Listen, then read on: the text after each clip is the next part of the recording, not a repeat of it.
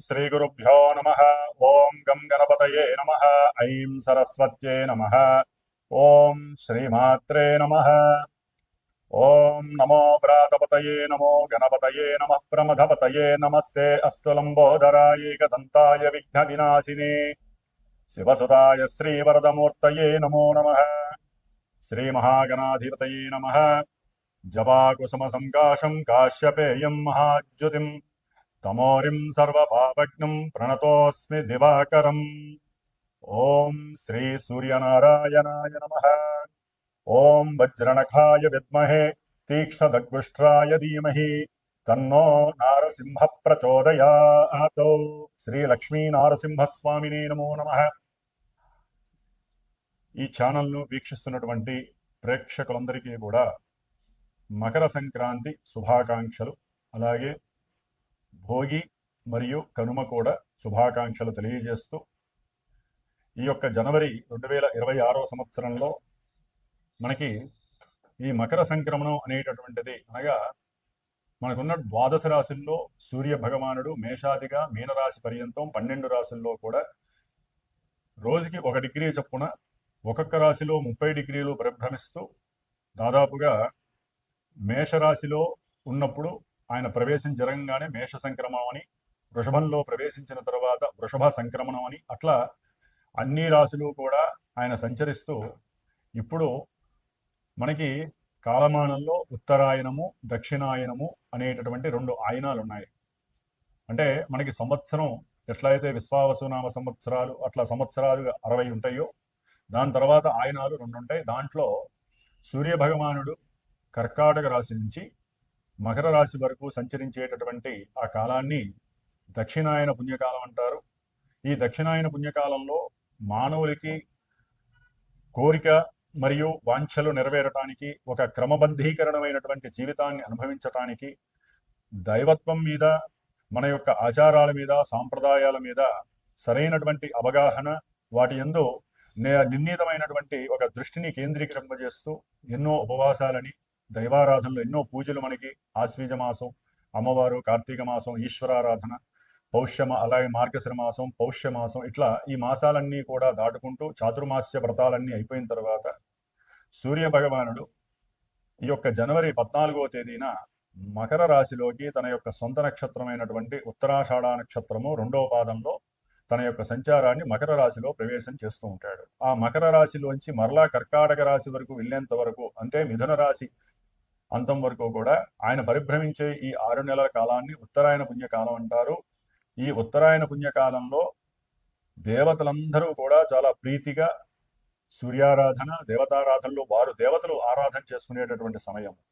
కాబట్టి ఉత్తరాయణ పుణ్యకాలంలోనే చాలా విశేషమైనటువంటి గృహప్రవేశాలు కావచ్చు, శంకుస్థాపనలు కావచ్చు, బ్రాహ్మణుల యొక్క ఉపనయనాలు కావచ్చు, అట్లాగే దేవతా ప్రతిష్టలు కావచ్చు, ఇట్లా ఎన్నో విశేషమైనటువంటి లోకహితార్థమైనటువంటి దైవ కార్యక్రమాలు జరుగుతూ ఉంటాయి ఈ ఉత్తరాయణ పుణ్యకాలంలో. కాబట్టి ఎప్పుడైతే ఈ సూర్య భగవానుడు మనకి ఈ సంవత్సరం ముఖ్యంగా 14వ తారీఖున బుధవారము బహుళ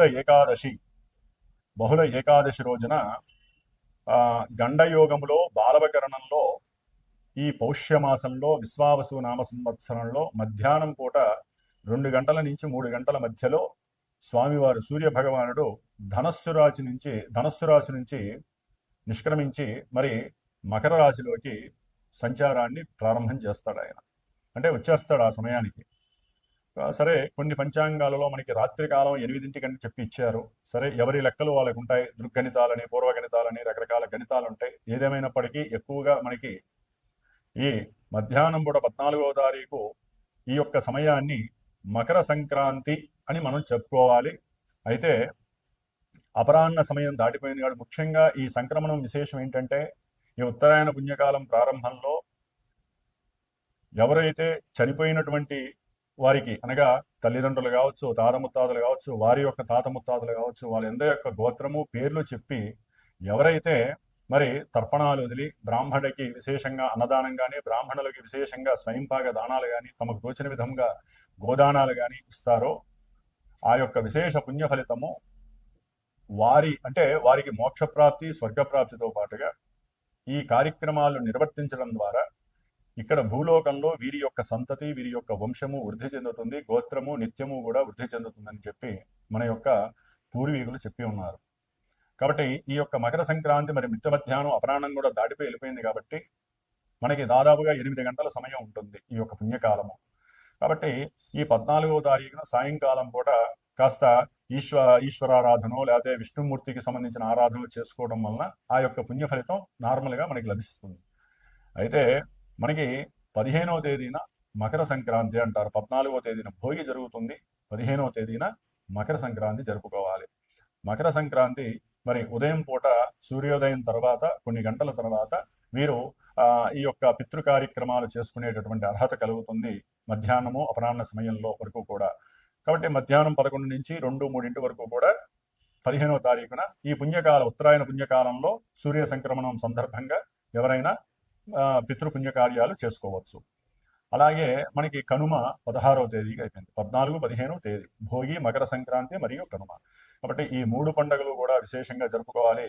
ముఖ్యంగా ఈ మకర సంక్రమణం జరిగేటటువంటి సూర్య భగవానుడికి మనము సంక్రాంతి పురుషుడు అని చెప్పి మనకి చెప్తూ ఉంటారు. ఈ సంక్రాంతి పురుషుడు యొక్క విశేషాన్ని మనం ఒక్క నిమిషం తెలుసుకోగలిగితే గనక ఆయన వాహనారూఢుడై అంటే వ్యాఘ్రము యొక్క వాహనారూఢుడై మకర రాశిలో ప్రవేశిస్తున్నాడు.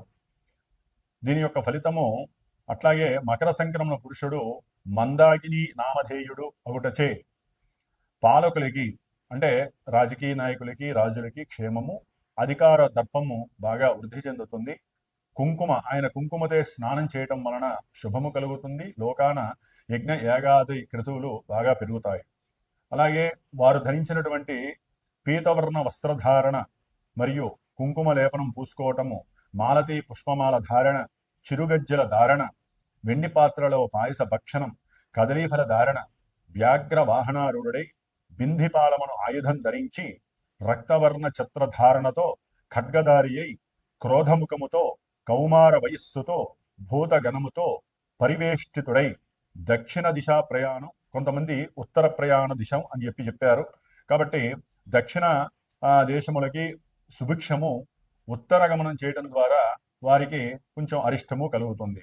మధ్యవృష్టి, పాడి పంటలు వృద్ధి చెందుట, క్రోధముతో గర్వముతో గొడవలు పెరుగుట, పాలకులకి అధికార భయములు పెరుగుట, నలుపు రంగు ధాన్యములకు పశు సంపదకు ధరలు పెరుగుట, ఈశాన్య దేశస్థులకి ఇబ్బందులు కలుగుట అంటే మన యొక్క బంగ్లాదేశ్ కావచ్చు, చైనా లాంటి దేశాలు కావచ్చు, మన దేశంలో కూడా కొన్ని ఈశాన్య ప్రాంతాల్లో నేపాల్ వాళ్ళు కావచ్చు, వీళ్ళందరికీ ఇబ్బందులు కలుగుతాయి.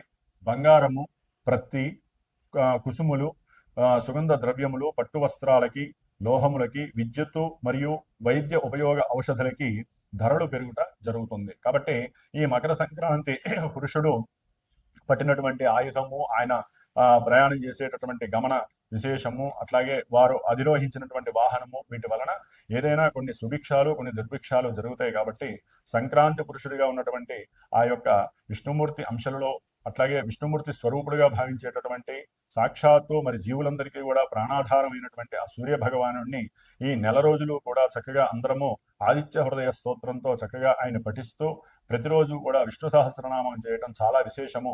ఎందుకంటే మనకి 4 గ్రహాలు చతుర్గ్రహ కూటమిగా ఈ యొక్క మకర రాశిలో సంచరిస్తూ ఉంటాయి. దాదాపుగా 30 రోజులు అంటే 14వ తేదీ నుండి మరలా ఫిబ్రవరి 14 వరకు రవి ఈ యొక్క మకర రాశిలో ఉంటాడు. అట్లాగే కుజ భగవానుడు ఫిబ్రవరి 23 వరకు కూడా అక్కడే ఉంటాడు. అట్లాగే బుధగ్రహము ఫిబ్రవరి 3 వరకు ఉంటుంది, తర్వాత ఆయన కుంభరాశిలోకి మారతాడు. అట్లాగే శుక్రుడు ఫిబ్రవరి 6 వరకు కూడా ఈ మకర రాశిలో ఈ 4 గ్రహాలు కలిసి ఉండటం మరి ఎన్నో రకాలైనటువంటి ప్రపంచానికి ఇబ్బందులు కలుగుతాయి. ఈ చతుర్గ్రహ కూటమి అంటే 4 గ్రహాలు కలిసి ఉండటం వలన ఆర్థికపరమైనటువంటి ఉద్యోగ సంబంధిత విషయాలు కావచ్చు, కుటుంబ బంధుమిత్రాదుల యొక్క సమస్యలు కావచ్చు, ఇట్లా మన లౌకిక ప్రపంచంలో అయితే ప్రపంచపరంగా అయితే గనక కొన్ని దుర్భిక్షాలు, కొన్ని అపశకునాలు, అట్లాగే ఎన్నో రకాలైనటువంటి యుద్ధ భయాలు, ప్రమాదాలు, సునామీలు, జలగండాలు, ఇలాంటివి ఎన్నో రకాల ప్రమాదాలు చెప్పుకుంటూ పోతే పంచభూతాలు ఆగ్రహించేటటువంటి సమయము. కాబట్టి ఆ 4 గ్రహాల నుంచి వచ్చేటటువంటి కిరణాలు పంచభూతాలతో నిక్షిప్తమై భూప్రపంచంలో ఉన్నటువంటి సమస్త జీవరాశులకి కీడు కలుగు చేస్తుంది. కాబట్టి మరి మనందరము కూడా ఆ విష్ణుమూర్తి ఆరాధన చేసుకుంటూ ప్రపంచము సుభిక్షంగా ఉండాలని కోరుకుందాము.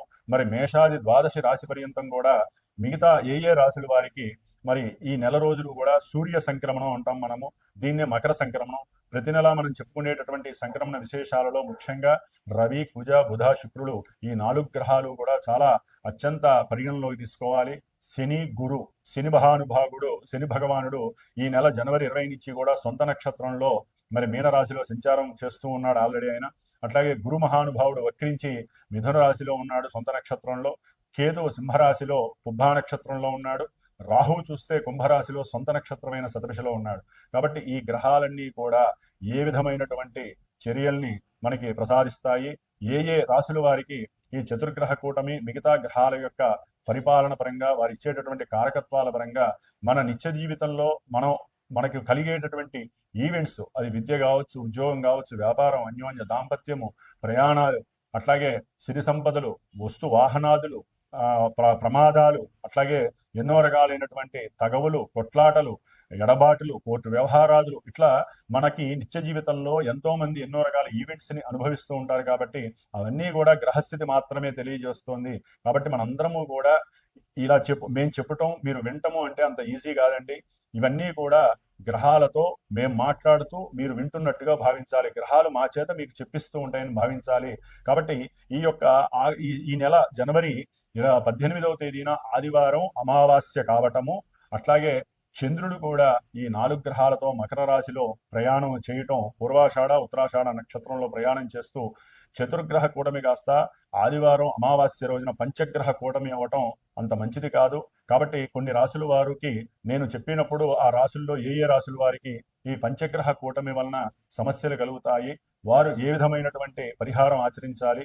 ముఖ్యంగా ఈ పంచగ్రహ కూటమి ఆదివారం అమావాస్య కావటం, మరి ప్రతి నెల మా యొక్క శ్రీమాత జ్యోతిషాలయ పీఠమునందు మరి సర్వమానవాళి శ్రేయస్సు కోసము ఎవరికైనా సరే గ్రహస్థితి రీత్యా ఇబ్బందులు కలిగితే వారి యొక్క గోత్రనామాదులతో నా యొక్క సమక్షంలో నేను ప్రత్యేకించి కూర్చొని మరి నవగ్రహ నక్షత్ర హోమాన్ని చేస్తూ ఉంటాను. ఈసారి ప్రత్యేకించి ప్రపంచ మానవాళి కోసము ఎవరికైనా సరే కొన్ని ఇబ్బందులు పడుతున్నటువంటి కొన్ని రాశుల వారి కోసము ప్రత్యేకించి లక్ష్మీ నారసింహస్వామి వారి యొక్క హోమాన్ని చేయాలని నిశ్చయించుకున్నాను. కాబట్టి ఈ నెల జనవరి 18వ తేదీన మరి ఆదివారం అమావాస్య రోజు మనందరికీ కూడా భవిష్యత్తులో శుభం జరగడానికి ఈ యొక్క లక్ష్మీ నరసింహ హోమంలో పాల్గొనదలిచిన వారు మరి పీఠానికి ఫోన్ చేసి మీరు కూడా తప్పకుండా ఈ యొక్క కార్యక్రమంలో నిమగ్నులై చక్కగా ఆయన యొక్క అనుగ్రహాన్ని పొందవలసిందిగా కోరుకుంటూ మరి మేషాది ద్వాదశ రాశి పర్యంతం ఏ విధంగా మనకి ఈ నెల గోచారం ఉంటుందో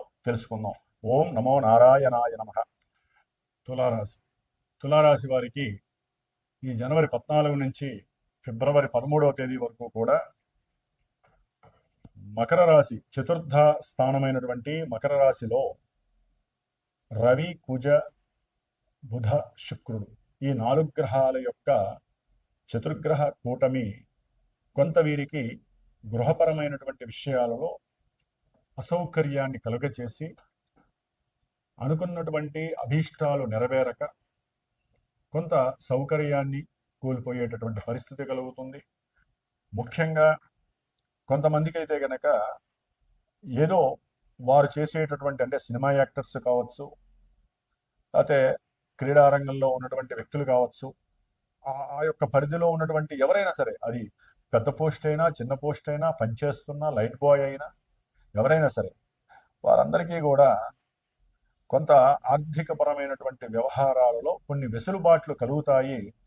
కొంత ఆర్థికంగా ఎదుగుదల కలుగుతుంది. అవతలవాడు అర్థం చేసుకొని వీరి యొక్క జీతాన్ని పెంచటము, వీరి యొక్క పోస్టును పెంచేటటువంటి పరిస్థితి కూడా కలుగుతుంది. దానికి కొంతమందికి అయితే కనుక తులారాశి వారికి తండ్రి యొక్క సహాయ సహకారాలతో వీరు చేసేటటువంటి వ్యాపారము, వీరు పెట్టేటటువంటి పెట్టుబడుల్లో తండ్రి యొక్క తన యొక్క ప్రమేయం ఎక్కువగా ఉంటుంది. తండ్రి యొక్క ప్రమేయం, దాని ద్వారా వీరికి చక్కగా అనుకున్న లాభాలు కలగడానికి అవకాశం ఉంటుంది. సపోజు తులారాశి వారు ఒక ఇల్లు ఒక స్థలమో కొనాలి అనుకున్నారు. దానికి వారికి ధనము నిండుగా ఉంటుంది.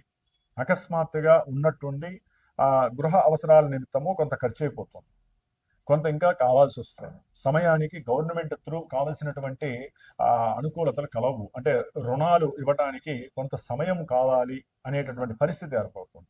ఆ సందర్భంలో తండ్రి గారి యొక్క ఆర్థిక సహకారము కొంత మీకు గృహ కట్టడానికి కావచ్చు, గృహం కొనడానికి కావచ్చు, ఏదైనా స్థలాన్ని కొనేటటువంటి అవకాశం కావచ్చు, తప్పకుండా మీకు ఆ లాభము కలగడానికి అవకాశం ఉంది. ఎందుకంటే కుజగ్రహము చతుర్థ స్థానంలో ఉచ్చ స్థితిని పొంది ఉండడం ద్వారా కొంతమంది కట్టుబడి కట్టినటువంటి ఇళ్ల ద్వారా కూడా బాడుగులు మీకు మంచి లాభాన్ని కలుగజేసే పరిస్థితి కలుగుతుంది. అట్లాగే కొంతమంది వెహికల్స్ కొనేటటువంటి పరిస్థితి కలుగుతుంది. అకస్మాత్తుగా ఆ వీరికి ఒక వెహికల్ కొనాలి, ఒక ఆలోచన కలుగుతుంది. దానికి కూడా తండ్రి యొక్క సహకారం లభిస్తుంది. అట్లాగే గవర్నమెంట్ త్రూ కొంతమంది చదువుకునేటటువంటి విద్యార్థులకి కొన్ని ఆటంకాలు ఎదురైనప్పటికీ, వీరి యొక్క ఆరోగ్యరీత్యా కొన్ని సమస్యలు కలిగినప్పటికీ, వీరి మీద అంటే స్త్రీ పురుషులకి విద్యార్థుల్లో స్త్రీ పురుషుల్లో కొంతమంది చిన్న చదువైనా సరే, పెద్ద చదువైనా సరే, లేనిపోని ఎలిగేషన్స్ వలన విద్యలో కొన్ని ఆటంకాలు, వీరి మీద అపవాదులు, అపనిందలు కలిగే అవకాశం ఉంటుంది. బంధువుల యొక్క ఒత్తిడి వీరి మీద ఎక్కువగా ఉంటుంది. అంటే వీరు తప్పు చేసినా చేయకపోయినా ఈ ఎలిగేషన్స్ కలిగే అవకాశం ఎక్కువగా ఉంటుంది.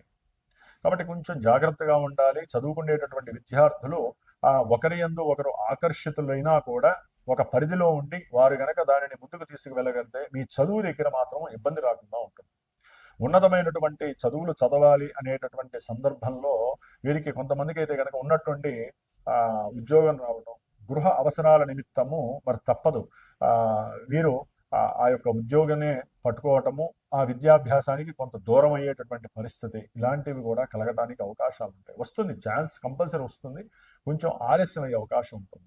అట్లాగే ఉన్నతమైనటువంటి ఉద్యోగ స్థానము వీరికి రెడీ అవుతోంది ఈ శని భగవానుడి యొక్క జనవరి 20 తర్వాత సొంత నక్షత్రంలోకి వచ్చేసారు. అంటే వీరు చదువుకున్న చదువుకి సరైన చదువు ద్వారా వీరు ఉన్నతమైనటువంటి ఉద్యోగ ప్రాప్తిని పొంది చక్కగా ఉన్నత ఉద్యోగం రాగానే వీరు దానికి తగ్గ ఆనందాన్ని పొందే పరిస్థితి కూడా తులారాశి వారికి కలుగుతోంది. అట్లాగే తల్లిగారి యొక్క ఆరోగ్య విషయంలో కూడా కొంత వీరి యొక్క అప్రమత్తత వలన కావచ్చు, వీరి యొక్క సలహా వలన కావచ్చు, తల్లిగారి యొక్క ఆరోగ్యం క్షీణించే పరిస్థితి అయినప్పటికీ కూడా కాస్త వీరి యొక్క పట్టుదల వలన మళ్ళీ అది రికవరీ అయ్యి కొంత ఆరోగ్యము గెటాన్ అవడానికి అవకాశం ఉంటుంది. అట్లాగే ఏదైనా సరే భూ సంబంధిత, గృహ సంబంధిత విషయాలలో గవర్నమెంట్ పరంగా కొంత వీరు నష్టపోయి అయినా సరే వారు తమ యొక్క ఇంటిని నిలుపుకునే పరిస్థితి, అన్నదమ్ముల మధ్య కుటుంబంలో ఈ గృహ అవసరాల పరంగా కావచ్చు, పిత్రార్జితం వలన కావచ్చు, లేకపోతే బంధువుల యొక్క ఇబ్బందుల వల్ల కొంతమంది ఇబ్బంది పడుతూ ఉంటారు. అంటే అన్నదమ్ముల మధ్య, అక్క చెల్లెల మధ్య లేనిపోని వరవడి వస్తూ ఉంటుంది.